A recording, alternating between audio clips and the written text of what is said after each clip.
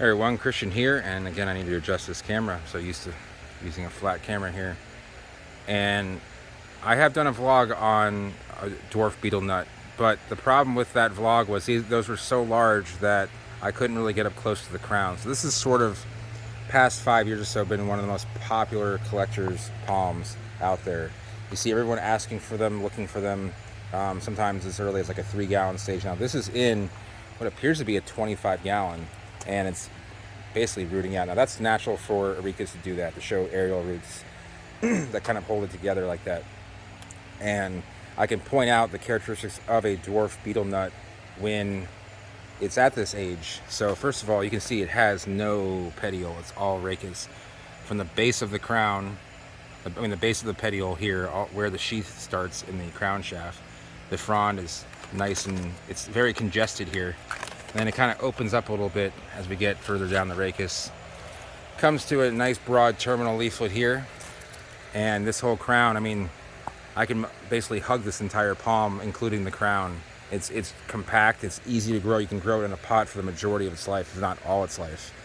And that's what makes it so popular. Even you could grow this as long as you had the ability to kind of give it humidity in the wintertime, it doesn't get too large for many years to grow it in a pot like this. Now, this is a tropical palm. It's a 10B plant. It doesn't like, I mean, even seeing frost will make it turn brown.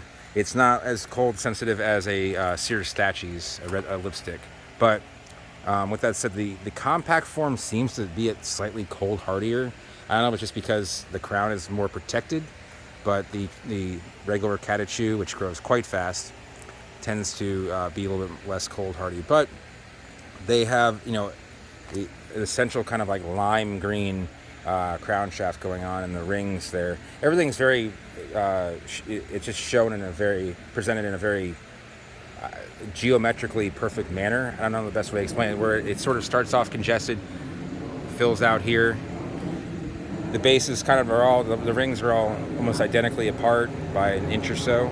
And the crown has a slight bulbousness to it, and all the leaves kind of have the same length going on. It's not floppy, but it's not really upright either. I mean, it is somewhat upright, especially the newer ones, but you know, this will get a little bit on the floppier side, but nothing like, you know, and nothing that makes it, you know, give the idea of like some subtropical plant or something like that, like a Copernicia. It's just, it grows out a little bit, and that'll be the next frond to fall off, and it comes right off. It's not a lot of leaf litter, but let me see if I can get around here on this actual lipstick. You can see that is from Premier Growers, which is where I am right now. And you can kind of get sunlight on the crown there. So there's just no, it's so upright against the crown. There's just no room. In fact, this is kind of folded over. You can see this here. It's kind of folded back on it just because it's just basically hugging it in. I don't know the best way to explain that. The crown itself, you can see how tight and compact that is, thanks to this vlog stick. So I want to show that to everyone. Have done a vlog on beetle nut, its origins. You know, the seeds on these are going to look similar to that of a regular beetle nut. That's why it's so hard to distinguish them when you get seed. They're kind of this fibrous, about an inch and a half long, almost an inch wide from what I can remember. They're kind of egg-shaped, not quite as big of an egg, big as an egg, but you know, maybe 3/4 the size.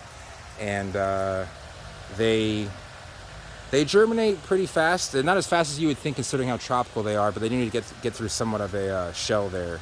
So I'd say 3 to 5 weeks. Keep them in a nice humid tropical environment like this is here.